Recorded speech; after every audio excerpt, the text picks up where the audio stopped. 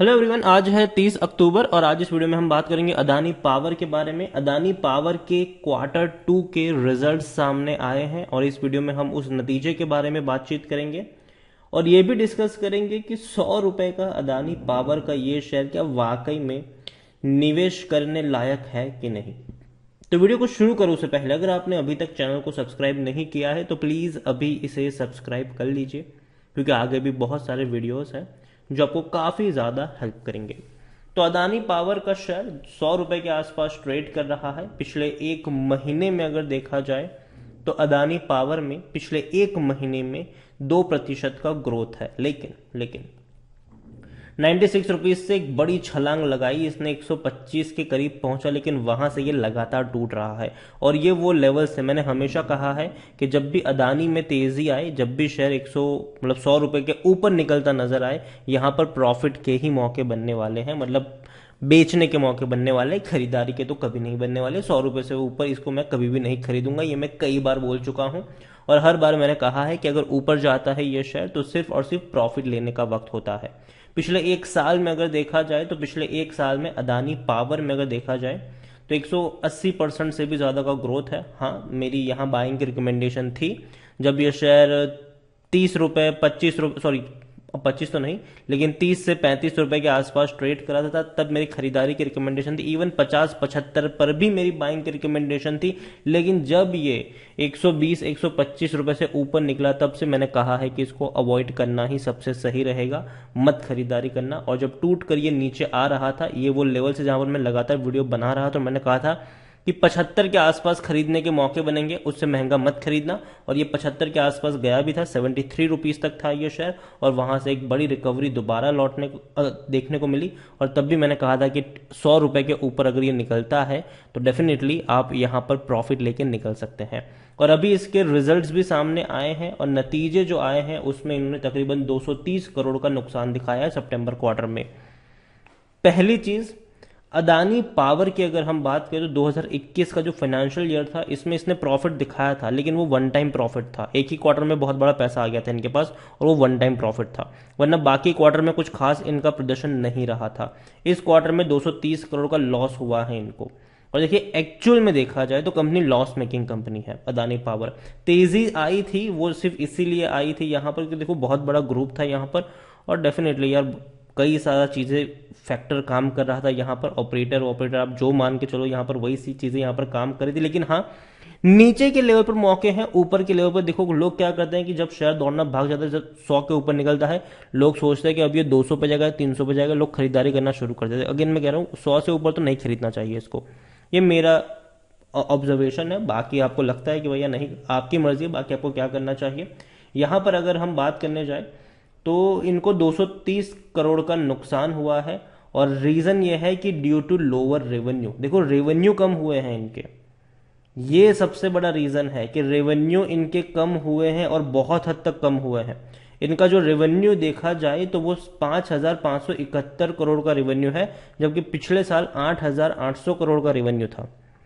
तो आप समझ रहे हो कि भैया रेवेन्यू ही बहुत कम हुए हैं, तो लॉस तो है ही, लेकिन रेवेन्यू इतना कम होना ये मेरे हिसाब से एक अच्छी संकेत नहीं है इनके लिए, अदानी पावर के लिए।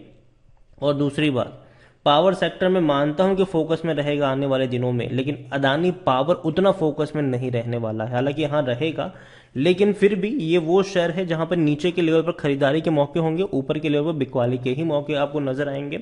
दूसरी ओर देखा जाए तो लार्ज कैप शेयर है, 40,000 करोड़ के आसपास का इसका मार्केट कैप है। वॉल्यूम की मैं बात करूं तो वॉल्यूम ट्रेड भी काफी अच्छे हैं, 36 लाख के आसपास के वॉल्यूम ट्रेड नजर आए हैं इनके। और प्रमोटर के बारे में बात करें उससे पहले, मतलब अगर हम देखें तो देखिए डिविडेंड पेइंग शेयर तो ये बिल्कुल भी नहीं है, डिविडेंड पे कर ही नहीं रहा है।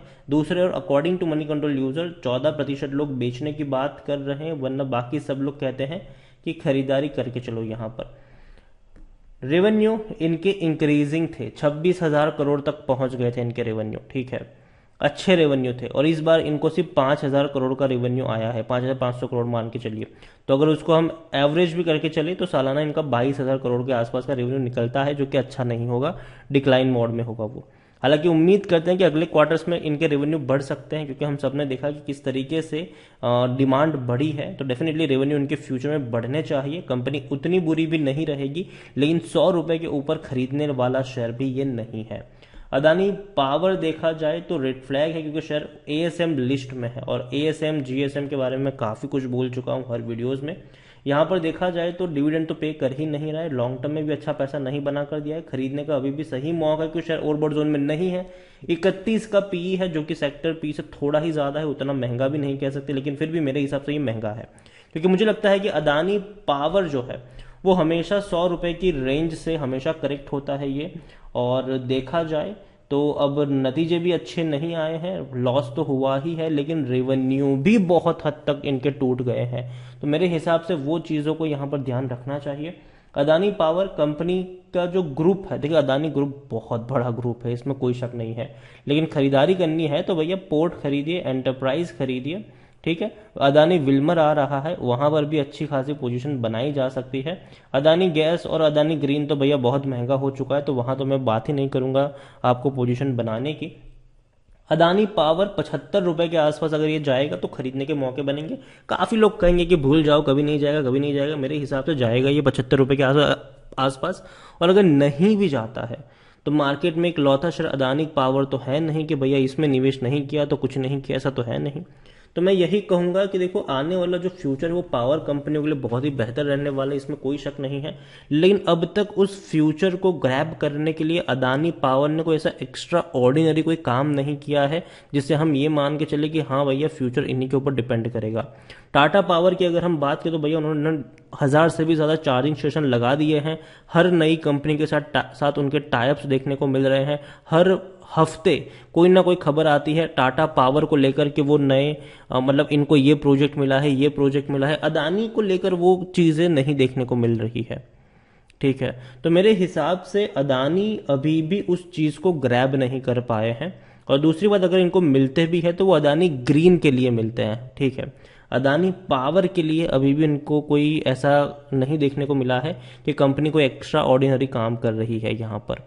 देखो अगेन मैं कह रहा हूं कंपनी खराब नहीं है, ठीक है, लेकिन 100 रुपए का जो रेंज है, 100 से 150 का जो रेंज रहेगा वो मेरे हिसाब से रहेगा कि चलो 110 115 तक जाएगा, लेकिन वहां से एक प्रॉफिट बुकिंग आपको देखने को मिलेगी जो इसको हमेशा नीचे की तरफ ही ड्रैग करेगी। और खरीदने के जो मौके हैं, देखो मार्केट अपने ऑल टाइम हाइस पे बैठा हुआ है। अगला हफ्ता जो दिवाली का रहने वाला है, मुझे लगता है कि वहां पर मार्केट में रौनक होगी, तेजी होगी, लेकिन दिवाली के बाद अगेन आपको एक करेक्शन के लिए तैयार होना पड़ेगा। जो नए नए वेरिएंट्स की खबरें सामने आ रही है वो डेफिनेटली अच्छी खबर नहीं है। हालांकि इंडिया में अभी तक कोई ऐसी खबर नहीं आई है, कोई मेजर चीज़ें नहीं हुई है, जो कि बहुत अच्छी बात है। लेकिन अगर ऐसा कुछ होता भी है, और दूसरी बात यह कि अगर प्रॉफिट बुकिंग आती है, क्योंकि देखिए मार्केट ऑल टाइम हाइस पे बैठा हुआ है, ठीक है, तो प्रॉफिट बुकिंग आती है तो जिन शेयर में हवा सबसे ज़्यादा भरी हुई है उसके गिरने के चांसेस काफ़ी ज़्यादा रहेंगे। जो फंडामेंटली स्ट्रांग है वो तो टिके रहेंगे। और वहां पर अदानी पावर मुझे लगता है कि नतीजे भी अच्छे नहीं आए हैं, तो भैया सपोर्ट कहीं पर भी बनना थोड़ा सा मुश्किल ना मुझे यहाँ पर लग रहा है।